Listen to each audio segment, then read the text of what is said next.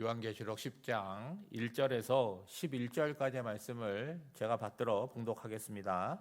내가 떠보니 힘센 다른 천사가 구름을 입고 하늘에서 내려오는데 그 머리 위에 무지개가 있고 그 얼굴은 해 같고 그 발은 불기둥 같으며 그 손에는 펴놓인 작은 두루마리를 들고 그 오른발은 바다를 밟고 왼발은 땅을 밟고 사자가 부르짖는 것 같이 큰 소리로 외치니 그가 외칠 때에 일곱 무리가 그 소리를 내어 말하더라. 일곱 무리가 말을 할 때에 내가 기록하려고 하다가 곧 들으니 하늘에서 소리가 나서 말하기를 일곱 무리가 말한 것을 임봉하고 기록하지 말라 하더라.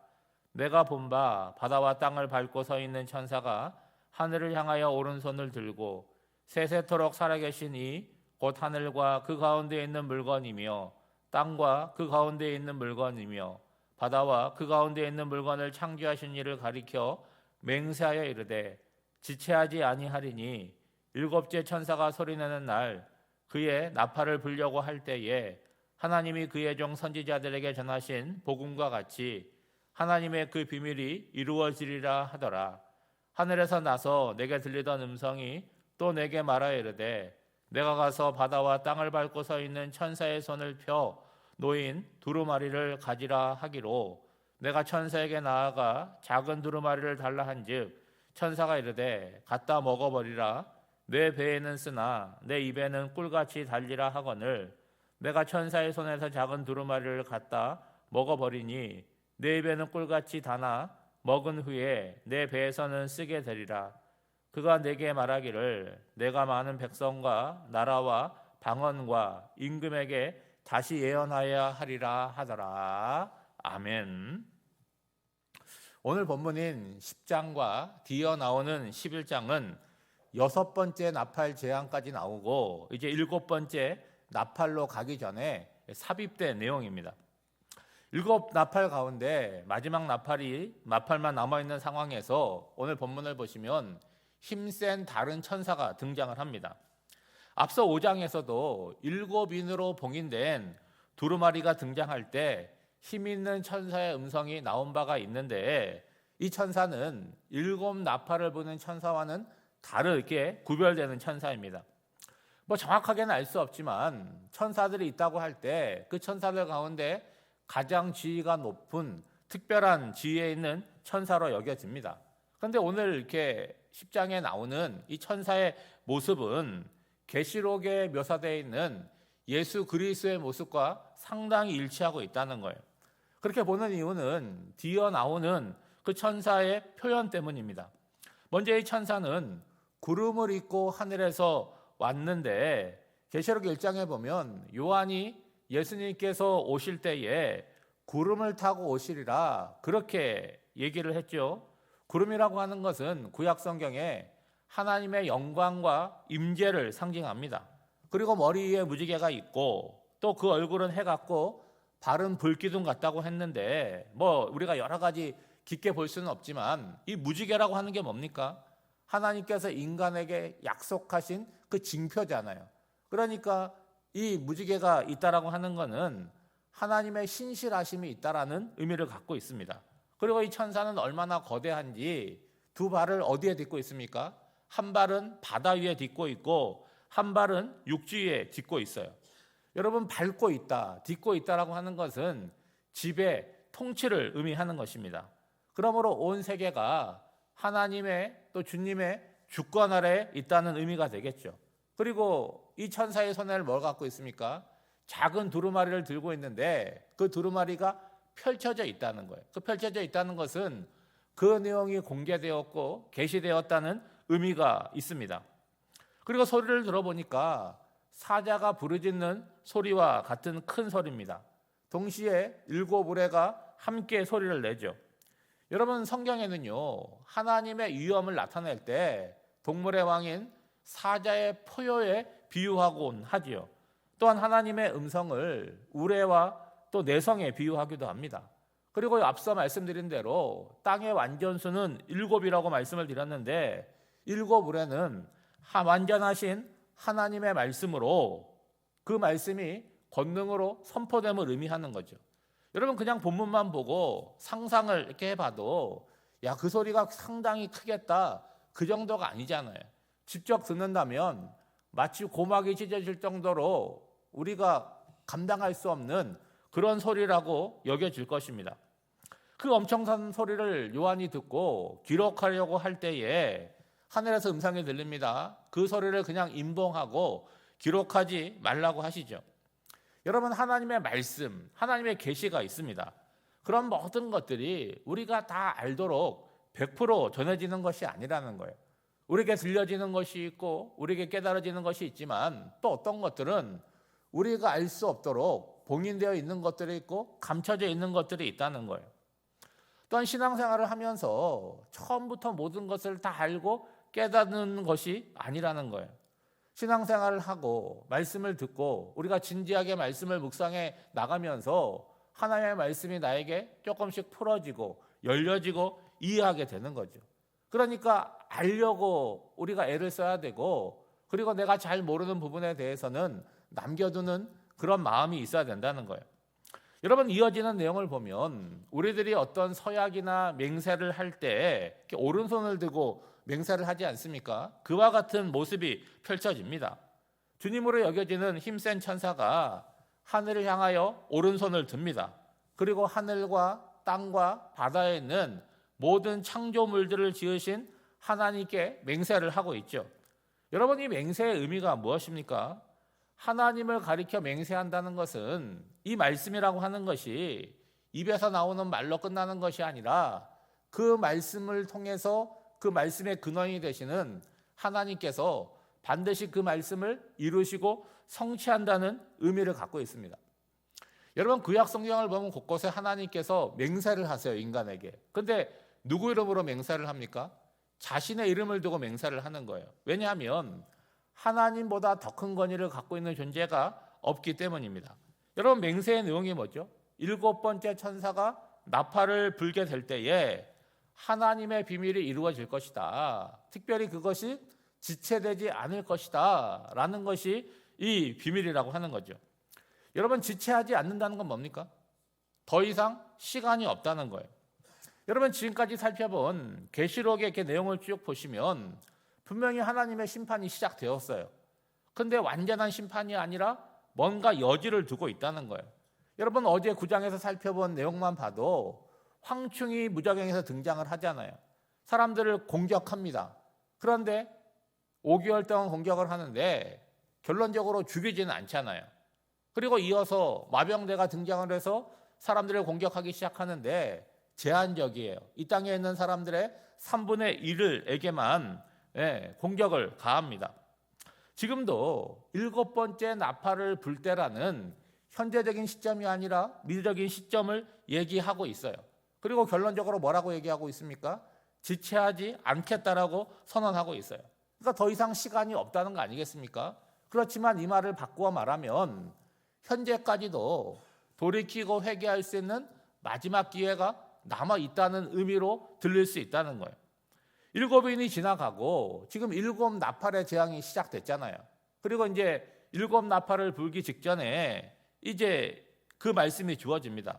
그리고 이어서 7 대접의 재앙이 이어져요. 그리고 나서 예수 그리스도의 재림과 마지막 심판이 일어납니다. 이것이 요한계시록에 기록되어 있는 하나님의 심판이고 그 심판 속에 있는 하나님의 뜻이라는 거예요. 여러분, 이와 같은 내용을 보면 심판과 멸망을 이야기하는 것 같지만 요한계시록의 마지막 부분에 보면 모든 것이 끝나는 것 같지만 뭐가 새롭게 시작되는 거예요? 새 하늘과 새 땅으로 우리를 인도하시는 것이 하나님의 최종 계획이라는 거예요. 그 모든 내용이 이미 구약의 선지자들을 통해서 선포된 복음이라고 말씀하는 겁니다. 여러분, 우리가 다 복음을 받아들여서 예수를 믿는데 복음이라고 하는 건 복잡한 내용이 아니잖아요. 예수 그리스도를 영접하는 자, 그는 하나님의 자녀가 되는 권세를 누리고 영생에 이르게 되지만 거부하는 자는 영벌에 이르게 되는 거죠. 이제 주님은 요한에게 천사의 손에 들려있는 이 펴놓은 두루마기를 가지라고 명령을 하십니다. 이 두루마리 속에는 뭐가 있습니까? 하나님의 비밀이 기록되어 있는 거예요. 여러분, 이 두루마리라고 하는 자체의 능력이 있는 것이 아니라 그 안에 기록되어 있는 하나님의 말씀을 우리가 받고 그 말씀대로 삶을 펼쳐나갈 때 그 말씀에 능력이 있는 것이죠. 무엇보다 요한이 천사에게 두루마기를 달라고 하자 천사가 두루마리를 주면서 뭐라고 얘기합니까? 가져다 먹어버리라고 얘기를 하는 거예요.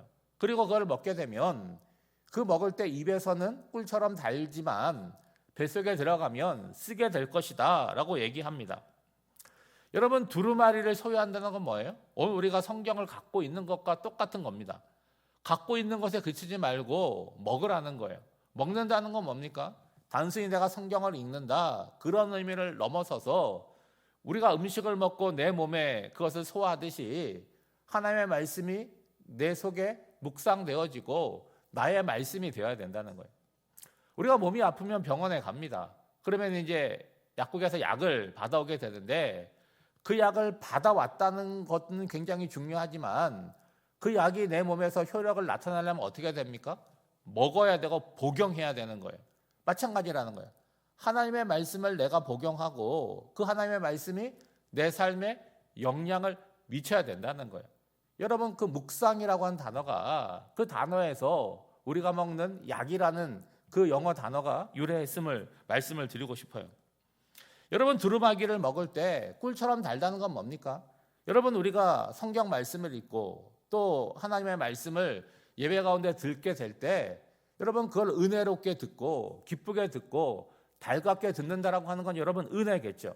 여러분, 시편 19편에 보면 그 시인이 자신이 읽는 하나님의 말씀에 대해서 이런 개인적인 고백을 합니다. 금 곧 많은 순금보다 더 사모할 것이며 꿀과 송이꿀보다 더 달도다. 여러분, 얼마나 귀합니까? 그런데 내가 달게 들은 그 말씀을 가지고 실제로 삶을 살아내는 것은 달지 않다는 거예요. 오히려 괴로울 수 있고 쓸 수 있다는 거죠. 여러분, 말씀이 내 속에 들어온다는 건 뭡니까? 우리 삶의 새로운 기준이라고 하는 게 생기는 거잖아요. 그렇죠?